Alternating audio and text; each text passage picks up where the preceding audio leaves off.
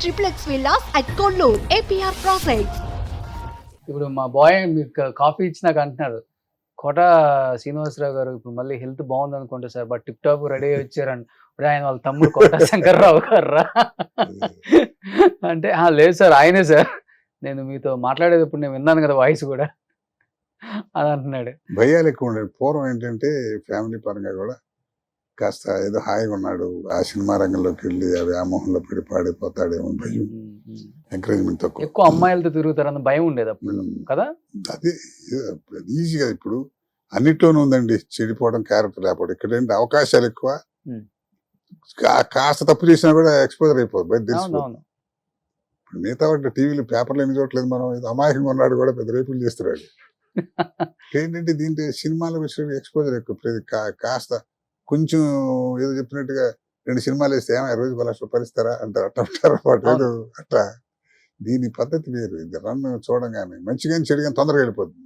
అవును, but villains మీకు అప్పుల్లో మంచి ఫ్రెండ్స్ అంటే రామరెడ్డి గారు కానీ, రామరెడ్డి, జయప్రకాష్ రెడ్డి గారు. జయప్రకాష్ రంగస్థలం నుంచి వచ్చినవాడు, అవును స్టేజ్ నుంచి వచ్చినాడు. ఏవిఎస్ బాలని వీళ్ళంతా, ఎల్వి శ్రీరామ్ వీళ్ళంతా మా సహజ నాటకాలు సహజాలు కదా. రైటర్కి ఇస్తారా, రైటర్లు అయ్యారు. అతనిది వేరే స్టైల్ అసలు రామరెడ్డి గారిది.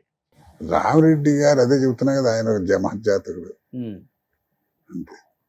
ఆయన లాస్ట్ వరకు టచ్ లో ఉన్నారా మీకు ఆయన? ఇది మోహన్ బాబు గారి సినిమా కూడా చేసాం, కలిసి చేసామండి. అడవిలో అన్న సినిమా కూడా ఇద్దరం బ్రదర్స్ గా చేసాం, తెలంగాణ స్లాంగ్ మాట్లాడుతూ.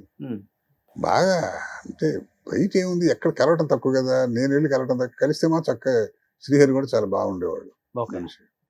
ఇప్పుడు ఏమండి అని ప్రపంచంలో ఏమయ్యా అనుకునే ఈజీగా మాది, అందరూ ఒకటి ఏజ్. తర్వాత కుర్రాళ్ళకైతే మేము పెద్దవాళ్ళం, కానీ మనలో రామిరెడ్డి, భారణి, ఎల్వి శ్రీరాము, తర్వాత దివాకర్ బాబు, రెడ్డి దివాకర్ బాబు, మేమంతా. ఎందుకు సార్ రామరెడ్డి గారు చనిపోయింది తెలియదు ఎవరికి అసలు, ఆయన చనిపోయిన క్యాన్సర్ అన్నారు మరి.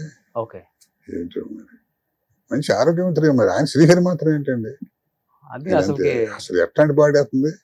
షాకింగ్ న్యూస్ అందరికీ. ఏవో బ్యాడ్ ఆరోగ్యం. వాళ్ళ ఫ్యామిలీ ఇక్కడే ఉంటున్నారా, రామరెడ్డి గారి ఫ్యామిలీ? వివరాలు తెలియదు నాకు అసలు. ఆ అమ్మాయి తెలుసు, శ్రీహరి భార్య ఆర్టిస్ట్ ఆవిడ ఓ సినిమా చేసాం ఆవిడతో ఎప్పుడు.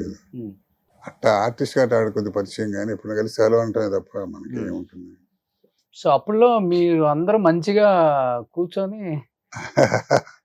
అదేం లేదులేండి. అంటే ఇప్పుడు అసలు ఇది వరకు ఆ రిలేషన్ ఉండేదండి. పలానా వాడు ఆ ఊరి నుంచి వచ్చాడు, వాడికి అది ఇబ్బందులు ఉన్నాడు, పర్వాలేదు అని గోపాలరావు గారు అంటాడు కూడా, జాగ్రత్త అండి అయ్యా, జాగ్రత్తగా ఉండండి, డబ్బులు అట్టా సలహాలు ఇవ్వటం.